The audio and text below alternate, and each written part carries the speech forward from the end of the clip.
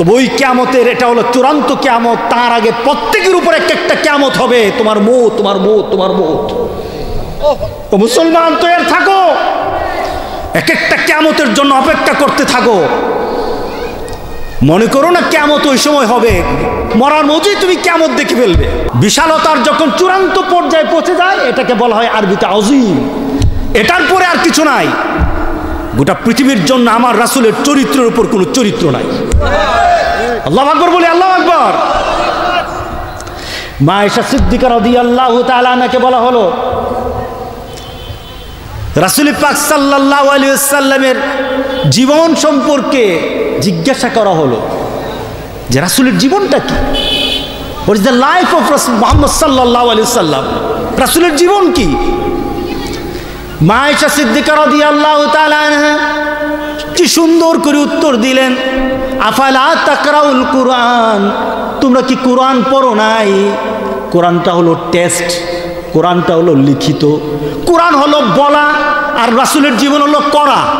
সুবহানাল্লাহ। এত আস্তে সুবহানাল্লাহ বলেন কেন? আপনার বাবার সাথে ভালোবাসা হয় নাই, এটা হবে একটা গুনাহ। মার সাথে ভালোবাসা হয় নাই, এটা হবে গুনাহ। আপনার পরিবার পরিজন আত্মীয় স্বজনের সাথে ভালোবাসা সৃষ্টি করতে পারেন নাই, এটা আপনার জন্য ভালো দিক নয়। আপনার ভালো মানুষ হিসাবে পরিচিতি দিতে পারবেন না। গোটা পৃথিবীর কারোর সাথে আপনার ভালোবাসা সৃষ্টি হয় নাই, ঠিক এতটুকুই হবে। কিন্তু রাসূলের সাথে ভালোবাসা যদি না হয়, দুনিয়া তো যেমন অপমান, কবরেও অপমান, আখিরাতেও অপমান। কথা ঠিক আছে কিনা বলেন? আর রাসূলের সাথে যদি ভালোবাসা হয়ে যায়, সবার যতটুকু যদি ঘাটতি হয়ে থাকে, আমার রাসূলের ভালোবাসায় এটা উতরে যাবে, এটা উতরে যাবে। আমার ভালোবাসা তো এমন ভালোবাসা রাসূলের সাথে হতে হবে, যেখানে কেউই হবে না সেখানে রাসূল হবে, যেখানে কেউই দাঁড়াবে না সেখানে রাসূল দাঁড়াবেন। যখন কেউই মনে করবে না, তখন আমার রাসূল আমাকে মনে করবেন। যখন সবাই বলবে চিনি না, তখন রাসূল বললেন আমি আছি তোমার সাথে। যখন তুমি আটকিয়ে যাবে, যখন তুমি বিপদে পড়বে, কেউই তোমার কাছে যাবে না।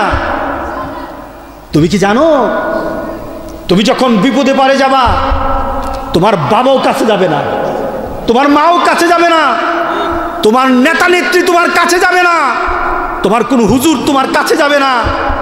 কিন্তু রাসূল বলেন সবচাইতে আমি বিপদের স্থানগুলির মধ্যে আমি সেখানে ঘোরাঘুরি করব। তোমার কবর কেউই হবে না, কিন্তু মনে রেখে দিও সেখানেও আমি আছি। তুমি যদি আমাকে চিনে নাও, তোমার কবর জান্নাত হয়ে যাবে। আর যদি না চিনতে পারো, গোটা পৃথিবীর সবাইকে চিনলা, কোনো কাজে আসবে না, কবর আযাবের জায়গা হয়ে যাবে। কথা ঠিক আছে কিনা বলো?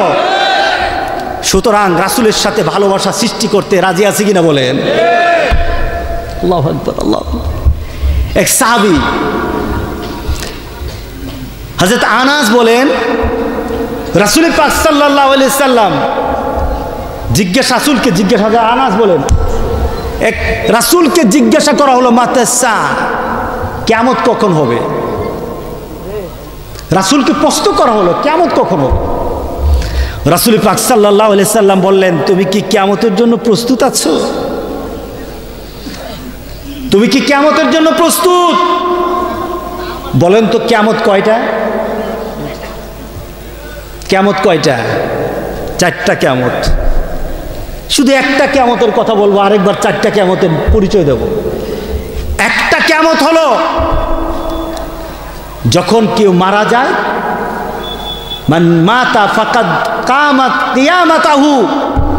ওই কিয়ামত তো হবে যখন আল্লাহ সুবহানাহু ওয়া তাআলা পৃথিবীকে লন্ডভন্ড করে দিবেন, আকাশকে ধূলিকণা করে দিবেন, মাটিকে ধূলিকণা করে দিবেন। ওই কিয়ামত তো হবে, ওই কিয়ামত হবে। মাটির নিচ থেকে সবগুলি মানুষ উঠতে থাকবে পঙ্গপালের মতো, পঙ্গপালের মতো সব উঠতে থাকবে। ওই কিয়ামত হবে। তো ওই কিয়ামতের এটা হলো চূড়ান্ত কিয়ামত। তার আগে প্রত্যেকের উপর একটা কিয়ামত হবে, তোমার মৌত, তোমার মৌত, তোমার মৌত। ও মুসলমান, তো এর থাকো, এক একটা কিয়ামতের জন্য অপেক্ষা করতে থাকো।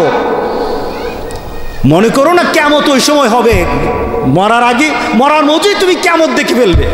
আল্লাহু আকবার বলে, আল্লাহু আকবার।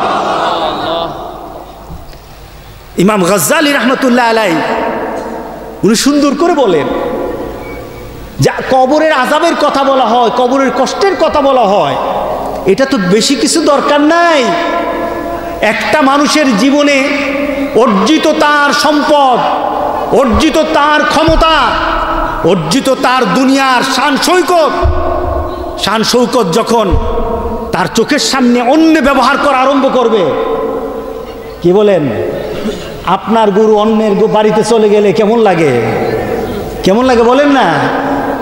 আপনার গরু, আপনার বাড়ির সম্পদ অন্যের কাছে চলে গেলে কেমন লাগে? আপনার জমিনের আধাত অন্যের জমি অন্য দখল করে নিছে, কেমন লাগে? ভালো লাগে না খারাপ লাগে বলেন না? খারাপ লাগে। কেমন খারাপ লাগে? কেস হয়, মারামারি হয়, পিটাপিটি হয়, জেল হয়, এরপর এটার জন্য দরকার হলে জান দেব, ঠিক না?